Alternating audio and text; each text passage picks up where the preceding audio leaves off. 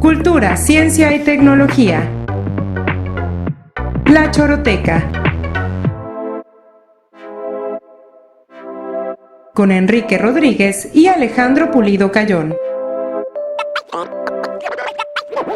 Te contamos lo que los medios no cuentan.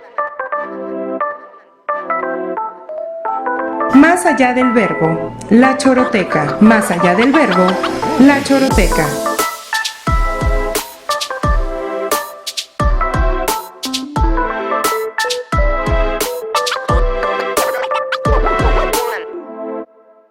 La Choroteca. ¿Qué tal? Pues estamos aquí en esta transmisión haciendo experimentos de sumismo, o lo que es lo mismo, de este tipo de grabaciones a distancia donde todo se ve. Por ejemplo, ahí el compañero arreglándose el cabello, las gafas, bueno, todo se ve. Estamos ya listos para esta transmisión pregrabada, pero bueno, que se verá sin cortes comerciales. ¿Cómo la ven? Estamos Enrique Rodríguez y Alejandro Pulido Cayón. Dos temas importantes que tenemos para esta semana en lo que es la Choroteca.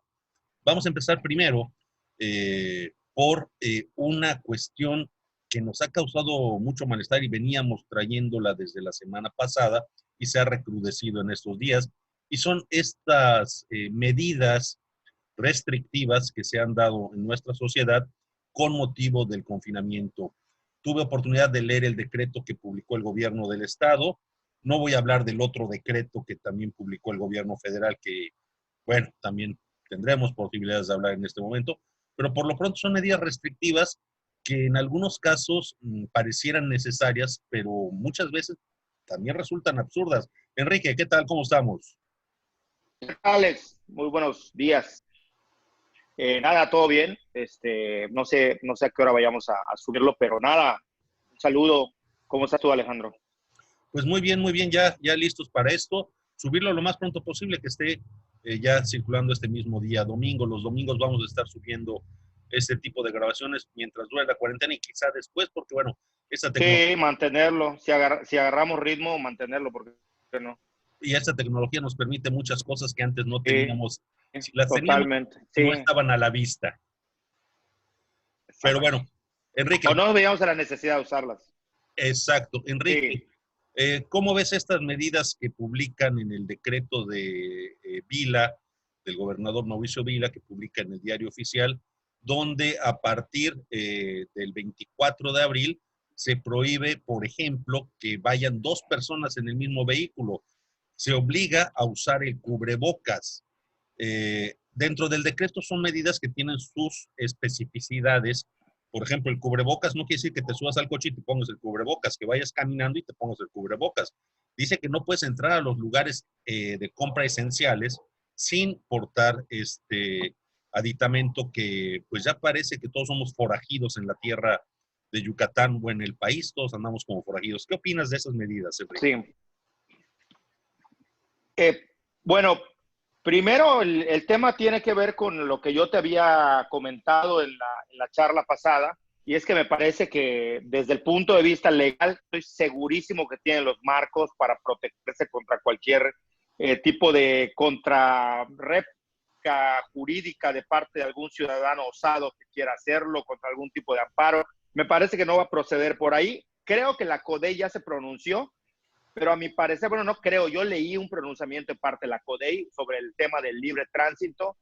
Me pareció, desde mi punto de vista, como interpreto el documento, bastante, no diría yo confuso, sino un poco timorato a la hora de hacerle una recomendación al gobierno y a los demás dirigentes. Eso por un lado. Y por el otro lado, me parece que estos decretos que se lanzan muy a propósito, recordemos que, bueno, yo me dejo guiar por la teoría política casi de calle, pero teoría política al final clásica, y es que en política no hay nada que ocurra al azar. Entonces, me parece que son decretos que tienen la doble función, no solamente de ejecutarse, pero sobre todo de calar a la gente, es decir, de ver cómo va a saltar la gente, la opinión pública por dónde se va a ir. y a partir de ahí ya haciendo ajustes. No nos olvidemos que la primera vez que él usó una medida restrictiva tenía que ver con cerrar la entrada, ya no digamos a otros municipios, tal cual, que en este caso no es un municipio, pero bueno, está un poco raro. El caso de Cauquel, que para algunas cosas está con Mérida y para otras está con el pueblo de Cauquel. La primera vez que salió este decreto de parte del gobernador, fue con patrullas, casi que tanques de guerra nos ponían, Retenes. pero al día siguiente ya cualquiera, sí, retenes y con armas largas, pero ya al día siguiente no detenían a nadie. El primer día pedían hasta tu credencial de elector y después nada. Bueno, pues creo que eso entra en la lógica de soltemos al toro y a ver para dónde corre la gente y de ahí vamos amoldando, ¿no? Entonces me parece que tiene estos dobles discursos. Por supuesto que me parece una medida un poco más que extraña, inentendible. La ciudadanía se está quejando por el hecho de que, a ver, si bien es cierto que la gente que menos recursos tiene, su único medio de transporte es el autobús o el transporte público, quien tiene un poquito más de ingresos, pues por ahí usaba Uber, que no dejaba por ello de ser también un posible lugar de infección por la cantidad de gente que sube y baja de los vehículos, pero lo que no se había visto y que este tipo de cosas sueltan es que gente, por ejemplo, de colonias donde el trabajador iba a una fábrica o que iba a vender, es decir, la gente de menos recursos, habían encontrado vecinos que sí tenían vehículo y que les hacían el favor de llevarlos en su carro precisamente como una medida preventiva para no tener que subirse a un autobús lleno de gente. Al tomar esta medida, me parece que no se estaba dando cuenta que le estaba pegando incluso a una resolutiva que la misma ciudadanía ya estaba empezando a tomar. Lo que pasa es que estas acciones no se ven hasta que ocurren estos decretos. Pero mucha gente estaba pidiéndole ayuda a sus vecinos de ir en su carro y el vecino llevaba a 3, 4 personas para evitar precisamente que tengan que pasar por el infierno de ir en un transporte público con el miedo a infectarse o a contraer el virus. Y fíjate, o sea que es irracional y no tiene lógica el hecho de que vaya uno. Habrá que ver en los siguientes días si le bajan o no a esto, porque ¿por qué mencionaba yo lo jurídico? Porque me parece que más en estos días la opinión pública en redes sociales le pesa más a quienes gobiernan que cualquier otro tipo de argumentación jurídica y legal. pero fíjate que, Enrique, hay una cuestión aquí interesante, que es un problema de políticas gubernamentales. ¿En qué aspecto es este problema de políticas gubernamentales, como lo estoy viendo? Ya lo mencionabas tú, la implementación de estas medidas. Son medidas que yo recuerdo la primera cuando anuncian que se salen muy violentos, es esa de que iban a multar con 86,000 pesos a las personas y los giros comerciales que no obedecieran las medidas dispuestas en marzo, y además cárcel de 3 años a quien tuviera síntomas del virus y saliera a la calle y estuviera contaminando. Pues ¿Y qué pasó? No, pero el problema... No ha pasado nada. ¿Y cómo lo implementas? ¿Cómo haces que funcione? Ahora, Claro. dar marcha atrás yo lo estoy viendo difícil. Fíjate que el tema que platicábamos la semana pasada acerca de Sí, la ley cuando algo ya seca. se puso. No, pero además lo de la ley seca. Circuló por allá en redes sociales un screenshot o llámale como quieras, de un tweet, supuestamente un tweet del gobernador, donde le preguntaban sobre si levantaría la ley seca el próximo mes, cuando concluye el 30 de abril, pues 1 de mayo, si iban a levantar la ley seca. Y supuestamente en ese tweet el gobernador responde que lo van a hacer de manera paulatina y están analizando opciones. Pues yo obviamente motivado por el calor. ¿Cómo diablos faltas paulatinamente una ley seca? Ahí te va, iban a hacerlo de los fines de semana. Pero bueno, uno que está motivado por la sed que produce la calor y esos fenómenos extraños de granizo en Silam de Bravo, me puse a revisar el timeline del gobernador y lo que encontré fue una reiterada negativa a dar marcha atrás en esa medida. Sí, ¿Qué otro problema? Sí, lo van a mantener. No, ¿y qué otro problema estoy viendo en la parte de lo del traslado y de la movilidad? Ellos utilizan el argumento, el gobierno utiliza el argumento de que la movilidad debe de reducirse hasta en un 75%. Ok, si ya pusiste medidas restrictivas en cuanto al acceso a lugares esenciales como los supers, como las tiendas, en el sentido de que solo puede entrar una persona por familia, de que solo puede entrar una persona con cubrebocas. Bueno, ahí ya está restringiendo la movilidad. ¿Qué caso tiene de que no haya dos personas en un vehículo? ¿Cuál es la lógica cuando al mismo tiempo dices que en el Uber sí pueden viajar dos personas? ¿Cuál es la lógica? No, sí pueden ir dos personas, sí pueden ir dos personas, siempre y cuando la persona vaya de pasajero, no de copiloto, es decir, que vaya en el asiento de atrás. No, no, no, no, no, no, en el Uber. En el Uber, pero en Ay, los vehículos particulares no pueden ir dos personas. Eso dice sí el pueden ir decreto. dos personas, sí pueden ir dos personas. Yo Bueno, el sé decreto de dice otra primera cosa. mano varios, tiene que ir atrás la persona, no Eh, solo en el Sí, Uber, sí, no no, te no, dice nada. pero por ejemplo, ahí hay un defecto en el decreto, porque el No es decreto, defecto, es lo que yo te decía, lo que digo y luego cómo aplico. Es como el papá. Si no te comes la sopa, te reviento a cinturonazos. Pero luego no lo va a hacer y lo que quiere es ver cómo actúa. Y yo te puedo decir, la mayoría de las personas está acatando esto. Es decir, ahí fueron para no ser multados y hay uno y si hay alguien que lleven va atrás.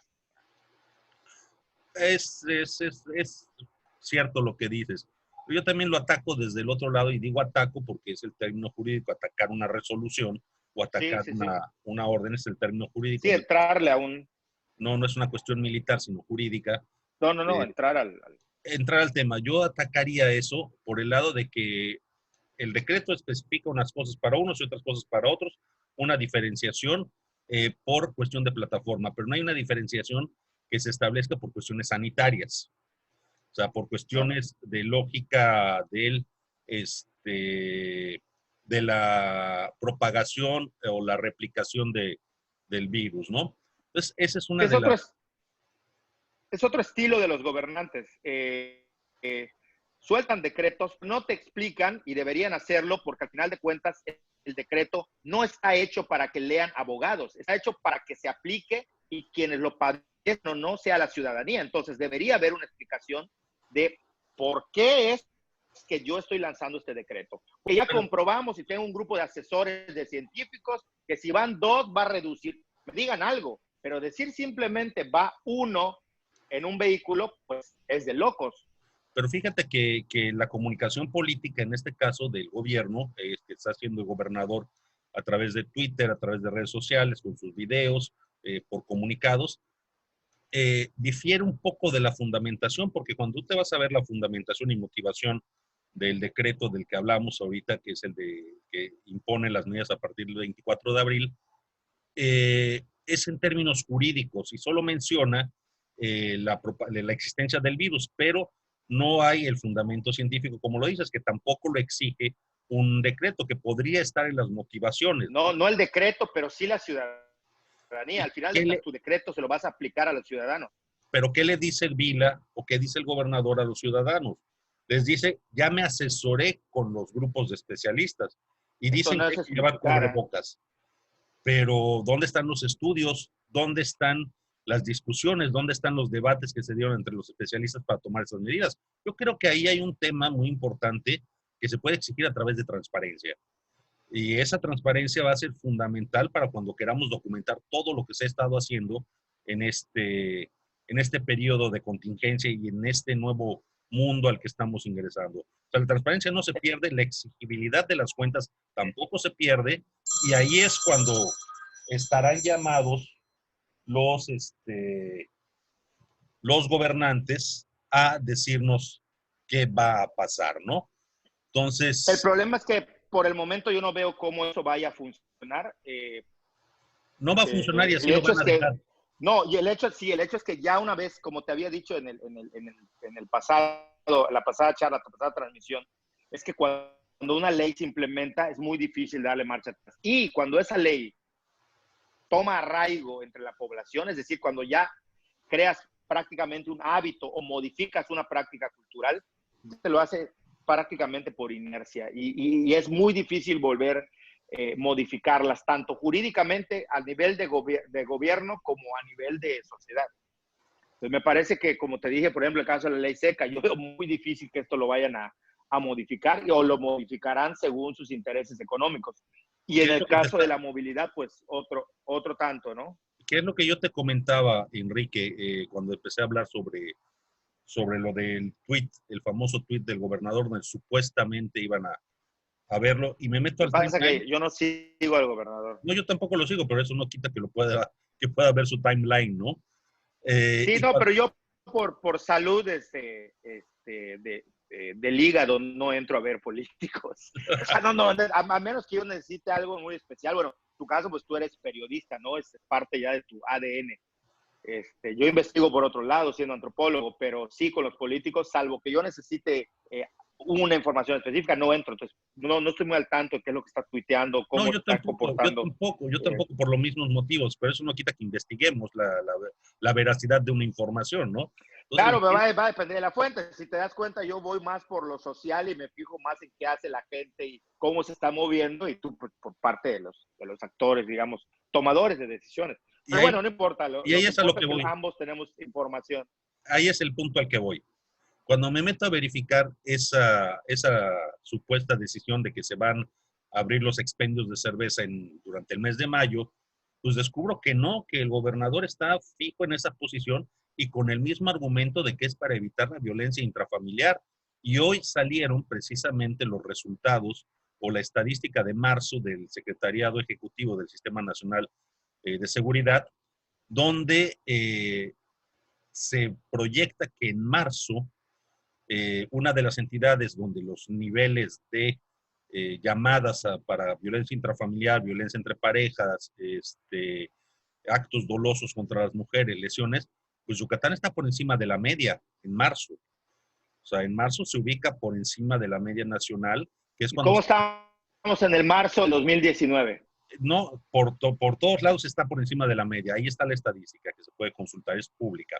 Pero además me destacó el hecho de que al revisar el mapa de feminicidios está Mérida, con un feminicidio ocurrido el 22 de marzo.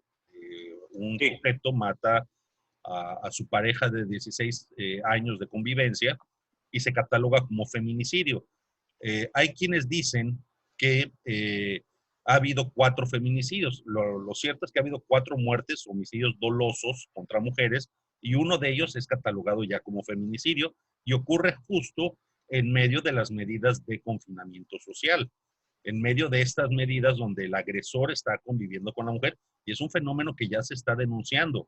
Y si recordamos bien cómo empezamos marzo empezó con una voz muy fuerte de las mujeres que está siendo Es correcto. acallada, que está siendo detenida.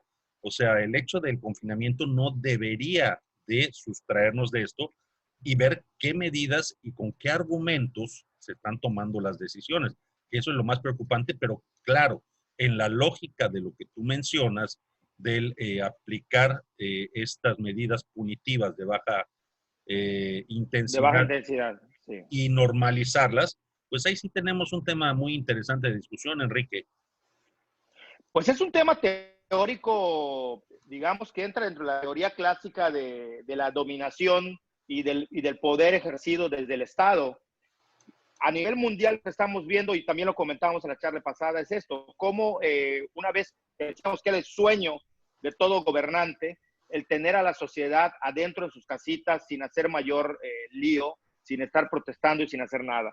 Pero más allá de eso, le da el margen ante la zozobra, ante el desconocimiento de qué hacer en términos de medidas sanitarias, le da el margen a los gobernantes de implementar casi cualquier medida.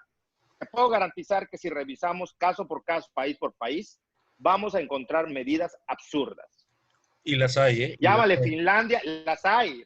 Llámale, bueno, Estados Unidos. ya el Donald Trump se fue, de plano se le fueron las cabras, ¿no? Pero en general yo creo que a nivel de gobierno, de lo que significa la construcción del Estado-Nación y los que no funcionan tanto como el Estado-Nación desde el punto de vista como lo concebimos nosotros, hay una serie de medidas. Mira, yo he estado siguiendo cuestiones de Cuba, cuestiones de Venezuela, cuestiones de Dinamarca, de Nueva Zelanda, de Finlandia, de Suecia. ¿Por qué? Porque son los puntos más o menos contrastantes, es decir, unos son como los países que tienen un régimen socialista y por el otro lado los muy de vanguardia, medios socialistas, medios progres.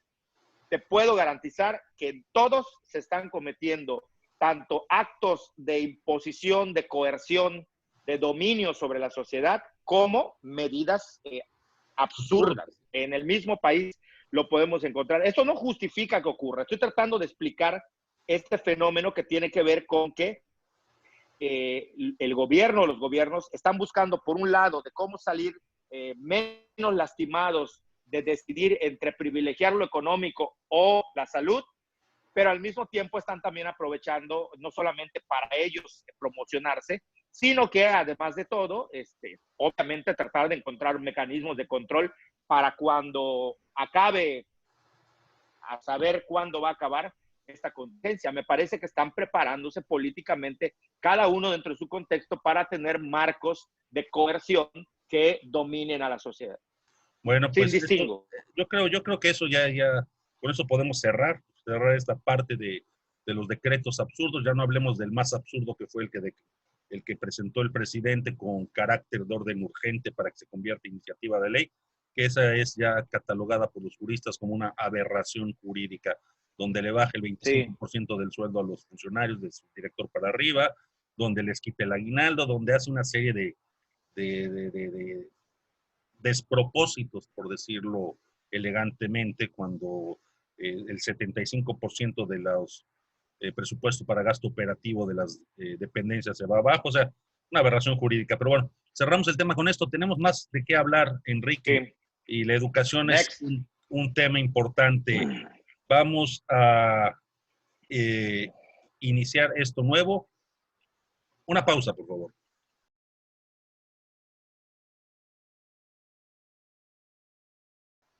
Y continuamos ya con este segundo tema, Enrique, que también lo habíamos esbozado nada más al principio, como la educación. En la educación estamos viviendo una crisis importante, pero a diferencia de esa otra crisis, que es la de las restricciones y de la punitividad que se está haciendo a través de medidas coercitivas de bajo impacto, como lo platicábamos, en la educación estamos ante una emergencia, y sentir emergencia como el emerger de algo nuevo, como un nuevo paradigma al que nos estamos enfrentando, sin las herramientas propias, sin la capacidad muchas veces, y a eso que le llaman educación a distancia. Yo leía un escrito en internet también que decía, esto no es educación a distancia, es educación en emergencia sanitaria, y estamos viendo cómo la resolvemos. Pero ahí tú tienes muchas consideraciones importantes. ¿Qué piensas de esto, de estos modelos que están aplicando al vapor, al express y a presión? Sí, a ver, lo al vapor y al express se entiende. Obviamente, una institución, una universidad, que es el ámbito en el que tú y yo nos movemos, vamos, tiene ciertos problemas a la hora de, pues eso, de golpe y porrazo, decir cómo continúo yo un semestre que me agarró a la mitad y entonces cómo le doy continuidad, ¿no? De antemano no es una crítica a las instituciones, porque es evidente que al agarrar a todos fuera de base, uno tiene que improvisar y que movilizar ciertas cosas. El tema a mí que me preocupa es que me parece que a nivel tanto de la percepción de docentes, como en la percepción de investigadores, como en la percepción de pedagogos y de las instituciones, subyace el hecho de tener la responsabilidad de formar a un conglomerado, a un demográfico de estudiantes en la sociedad, y esta necesidad de cómo subsanamos la carencia física de ir a un espacio, a un edificio, a tomar una clase normal frente a aula, en el aula frente a un profesor durante X número de horas. Y bueno, la opción más inmediata y a la mano es conectarse, ¿no? Esta aplicación de Zoom, por la facilidad con la que se gestiona el video y la videollamada, pues bueno, llamó mucho la atención, y yo creo que se van a volver millonarios los creadores de esta aplicación, cuando en realidad hay otras aplicaciones, pero bueno, se decidió tomaron las decisiones, decidieron que se haga por Zoom. El problema es que al tenernos a todos fuera de base y con esto, la gente se empezó a dar cuenta. Yo, por fortuna, digamos que no pude modificar todo, pero sí anticipar lo que iba a ocurrir.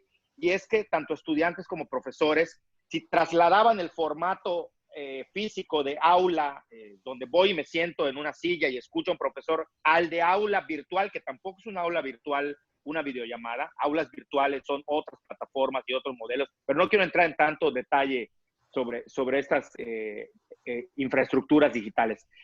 Al moverlo, lo que se dijo, bueno, pues tu clase quedabas de 2 horas, trasládala, ¿no? Y dala en videollamada.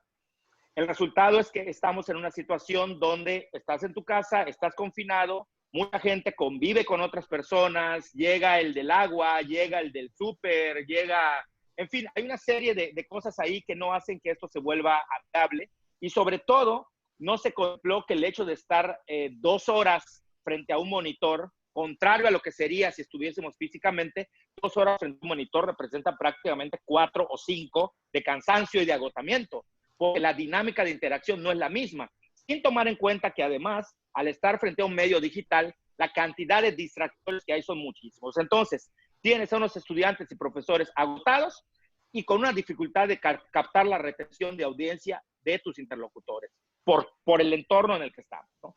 Entonces, a mí me parece, para ir como llevando esto, que esto ya es un hecho, y no solamente estamos hablando de las instituciones para las cuales tú y yo trabajamos y donde impartimos clases, sino esta queja es a nivel nacional y a nivel internacional, y Estados Unidos, que es el rey de la educación en línea y 20,000 formas, también están enfrentando esta problemática. Me parece que es el momento en el que las universidades deben de replantearse junto con sus equipos de especialistas con doctorados o posgrados en pedagogía, junto con programadores, de sentarse y hacer propuestas en este momento de verdad, tanto que se habló durante años de una revolución educativa, de la revolución ahora es el momento en el que tenemos que plantearnos otra vez cómo construir la idea de universidad, de contenidos y de conocimiento. ¿Cómo vamos a trabajar en este medio? Porque esto no va a acabar el próximo semestre. Esto me parece, digo, yo no soy ninguna autoridad, lo estoy diciendo por intuición y por lo que yo oigo y yo veo. A mí me parece que esto no va a dar para que el próximo semestre se vuelva a estabilizar o a normalizar las actividades como se daría. Entonces, de manera general, estas serían mis consideraciones sobre el tema. Pero fíjate, aquí hay una cuestión también muy interesante dentro de todo lo que mencionas. Si bien a la gran mayoría los tomó fuera de base, hay experiencias que son importantes en la educación a distancia, pero además las metodologías para la educación a distancia. Primero, es otro rollo. Tienes que sondear al alumno, a la persona que va a ingresar a un sistema de educación a distancia, si cuenta con los requisitos mínimos necesarios para ello. Esto es acceso a una computadora, acceso a internet, disponibilidad de tiempos, horarios y espacios para la realización de las clases. Pero además, las clases, las sesiones, no son presenciales ni remotamente responden a una enseñanza de video. Es una cuestión más de autoaprendizaje, de autogestión del aprendizaje. Totalmente de acuerdo. En la que el alumno lo que hace es recurre a un repositorio de material donde se le exigen una serie de tareas que son ya sea revisadas por pares o revisadas por el maestro y se le indica todo lo que debe de hacer. Y el docente lo que interviene es como guía, como asesor a distancia, pero no impartiendo la clase. Solamente se programan una serie de sesiones con el docente donde él va a interactuar sincrónicamente, y digo sincrónicamente como una llamada en la que estamos haciendo, con el alumno. Y eso, toda esa experiencia que sí existe, y tenemos ejemplos de universidades que han implementado modelos a distancia, la propia UNAM, la Universidad Autónoma de Yucatán tiene ya 2 carreras, 2 licenciaturas, que es el de Educación y el de Administración Pública a distancia, ya las tiene, las implementó este año. Existe la Universidad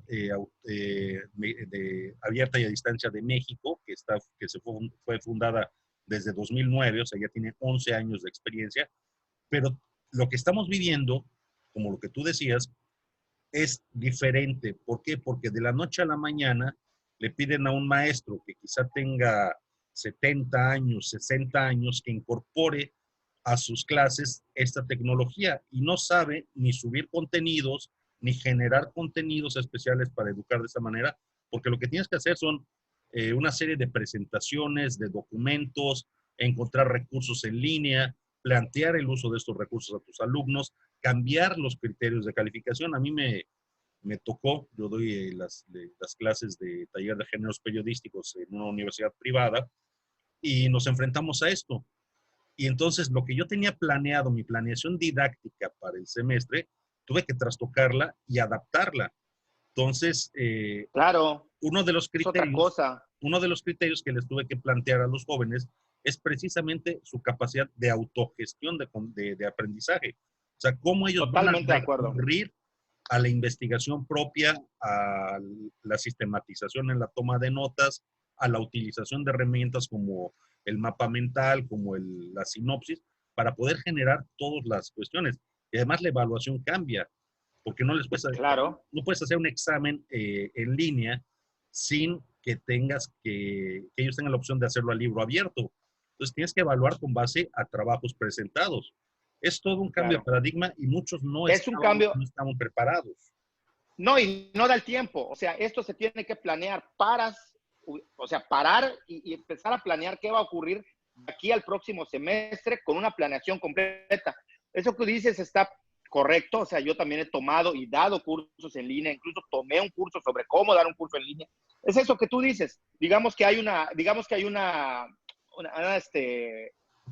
acuerdo más o menos en generalizado, un consenso en cuanto a contenidos y cómo se hace en línea.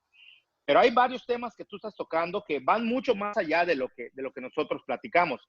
Lo que yo estoy diciendo es que es necesario replantear el tema de cómo pensar la universidad, los contenidos y cómo plantear la educación. ¿Por qué? Porque eso que tú estás diciendo, bueno, tú tomaste un curso, yo puedo implementarlo para mi siguiente curso, ahora sí, ¿cómo lo voy a hacer? Todo está muy bien, pero tiene que venir desde la estructura de la universidad. ¿Cómo se concibe? Porque eso lo haces tú. ¿Cuántos de tus colegas que están dando clases y son profesores saben o entienden o lo están haciendo? ¿Vas a poner a todo mundo a entender cómo se da un curso? Me parece que no. Y Me fíjate parece que tienes que tener como universidad ya una estructura. Esa es una. La otra, la percepción que la gente tiene de la universidad. Bien es sabido que la máxima casa de estudios, la UNAM, la UADY y otras universidades ya tienen licenciaturas. Pero Alex, seamos honestos, a nivel de percepción, la gente no ve del mismo nivel una licenciatura en línea y eso es erróneo, ¿eh? No, Debería entenderse es con el más mismo nivel. exigente que una presencial, ¿eh? Es mucho más exigente, pero la gente, tú llegas con, es que yo me licencié en tal cosa y fue en línea. Ah, bueno, es patito. También implica una percepción de parte de la sociedad, incluso de los mismos que toman los cursos. Hay gente que toma cursos en línea, que los ves como cabizbajo. Pues bueno, mi opción fue tomar un curso, pero a ver, estás adquiriendo conocimientos, te estás No, te forjando y es apropias del muy importante lo conocimiento. que tú dices desde lo autodidacta. Entonces tenemos varios frentes estructurales de las instituciones que hay que cambiarlo. Estas existen en estas universidades de gran prestigio en el país, pero no nos hagamos tontos. A la gente no es decir, no es que su preferencia sea tomar licenciaturas en línea. Y lo otro que decías de las competencias, yo sumaría una más. No solamente es tener una tableta, tener una computadora, tener internet, sino además desarrollar un mínimo de habilidades para entender cómo funcionan las aplicaciones y las herramientas digitales. Los millennials, no se vayan a molestar, pero los millennials, algo que he visto, es que son muy buenos para utilizar la tecnología siempre y cuando esta sea para su diversión. Ese es otro punto importante. Tú les pones tecnología para desarrollar una investigación y no te manejan muchos ni el Google Drive. Es a lo que voy. Este es un problema. No todos, no, pero muchos, solo cuando o sea, saben tomarse una selfie, manejan la aplicación de TikTok, hacen unas ediciones y unas transiciones que te mueres, pero tú diles que investiguen algo en la misma plataforma donde se están divirtiendo y se les cae el mundo. Y ese es el problema que te iba a comentar ahorita. No saben utilizar aplicaciones para la productividad. Pídeles que hagan un hoja de Excel, pídeles que hagan un esquema en Word, pídeles que hagan una presentación en PowerPoint que no sea una aglomeración de imágenes. Las mismas redes sociales te dan herramientas muy importantes para poder rastrear, por ejemplo, un tweet. Y yo me he encontrado con que muchos jóvenes no saben cómo hacerle para rastrear un tweet de hace 3 años de un presidente o de un gobernador o de un o de un X persona. Que O sea, no saben cosas ese es otro de problema de la y misma te lo voy a plataforma. mencionar cuál es el problema ahí, como yo lo veo. Ellos se acostumbraron a San Google. Ellos pensaban que con googlear ya podían obtener las respuestas, pero nunca se pusieron a pensar en lo que significa una búsqueda avanzada, en lo que significa localizar un documento preciso, y ya no hablemos que localizar un documento en la red oscura. ¿Cómo hacer esas búsquedas? No, Ese es un problema que va desde que no saben usar el diccionario. Tú dile a un chavo, a ver, un diccionario, dale el Webster, dale un Larousse, el básico de Larousse, y dile que busque una palabra a ver si sabe cómo hacerlo. no, a mí me sorprende, por ejemplo, en Facebook cuando piden recomendaciones. Yo jamás pregunto en Facebook recomendaciones.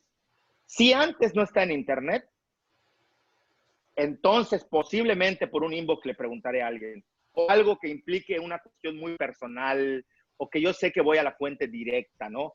Pero, a ver, o sea, te preguntan cosas que a mí me dejan helado. Hago la prueba, veo que preguntan algo en red social. Amigos, ¿alguien sabe dónde hay un artículo de antropología de la alimentación? Diablos, me meto a internet y ahí me aparecen 50 PDFs de universidades prestigiosas. Yo digo, o sea, esa idea de dénmelo, ¿no? O sea, facilítamelo. Incluso la búsqueda, el de estar a paso de un clic, de un enter. Entonces, creo que son muchas cosas. Tampoco tenemos que ensañarnos en ese caso con el diálogo de las carencias que puedan tener estudiantes, porque al final de cuentas los acostumbramos también y nos acostumbraron a estos métodos tradicionales. Lo que yo siempre he dicho, estamos en universidades del siglo XIX con esquemas actuales del siglo XXI, demandas del siglo XXI. Mira, Entonces, haz yo un creo que comparativo. por ahí va. Te invito a que hagas un comparativo. Pon una fotografía de un consultorio médico de dentista Y me has comentado. Buenísimo. a principios de siglo. Platícalo. Pon A después, mí me lo no, has mejor comentado, pero es mostrárselos. interesantísimo. Después pones la fotografía de ese mismo consultorio en los años 50 y te sigues así décadas y vas a llegar a los quirófanos, vas a llegar a todas las cuestiones médicas y todos los avances con computadoras, con reflectores, el cambio de instrumentos. O sea, vas a ver todo el avance tecnológico en 100 años. Haz el mismo comparativo con un aula. Lo único que vas a ver es que cambia el pizarrón. Cambia el tipo de pizarrón Nada más. No se modificó. y en algunos casos meten algún pizarrón digital. Es lo mismo. No ha habido cambios en la educación en años, en siglos. En Podría decir siglos. en siglos. Y ahorita estamos ante este nuevo paradigma que te implica además que incorpores modelos de educación dual, o sea, que aprendas tanto en el aula como en el trabajo. Te implica también que incorpores métodos educativos o pedagógicos semipresenciales, que una parte la puedas hacer en línea y otra parte se haga ya tal vez una reunión con el maestro 1 o 2 veces a la semana. O sea, el trabajo, el home office es otro tema, pero ese ya es un tema Sí. mucho más grande y te propongo que lo dejemos para la próxima semana, Enrique. ¿Cómo la ves? Me parece bien. Me El home parece bien. office, porque seguramente lo vamos a seguir haciendo en estos días, en estos momentos. Y bueno, Yo nada más quisiera cerrar eso. el tema anterior diciendo que el problema de la educación a distancia corresponde a la responsabilidad de proponer a las instituciones y escalonadamente esa responsabilidad irá a los directivos, a los profesores, porque no es la libertad de cátedra como, bueno, pues entonces cada quien haga lo que quiera. Debe haber un consenso y se deben plantear estas modificaciones estructurales y de paradigma en la educación desde las instituciones y que ese consenso se vaya trasladando su responsabilidad hasta llegar a los profesores y alumnos. No corresponde a ti y a mí estar implementándolo. Tiene que haber una línea desde la institución. Claro, un cambio incluso de programas, ¿no? De programas educativos. De todo, sabemos que absolutamente eso lleva de mucho todo. tiempo porque tiene que hacerse. Y no nos corresponde a ti. Lleva mucho tiempo, pero creo que estamos en el momento de meterle celeridad y los tiempos nos van a perdonar ir corrigiendo sobre la marcha. Nada más recuerda una cuestión, las instituciones universitarias se mueven como elefantes, de una manera muy... Totalmente, pero habrá que hay que empezar a moverse. Hay que empezar y hay que modificar esa estructura, sí. Bueno, pues amigas, quienes nos escuchan, quienes nos vean, somos Enrique Rodríguez y Alejandro Pulido. Y bueno, esto fue más un episodio de La Choroteca en su nueva dimensión virtual, visual. Ya teníamos el podcast, que creo que de aquí sale también para para retomar nuestro podcast. Búsquenos en redes sociales, les vamos a ir dando las pistas conforme avance este proyecto. Ya sonó el teléfono, ya sonó la alarma. La campana. La campana del recreo. Se Ya despide sonó la ustedes, campana. Alejandro Pulido. Hasta luego, Enrique Rodríguez. Aparecerá en nuestras redes sociales por si quieren seguirnos y leer las cosas que decimos. Ahí estarán apareciendo eventualmente. Jaboe, @Jaboe en Twitter, @Jaboe en Twitter. @Alex Pulido Cayón. Nos vemos la próxima semana. Hasta luego.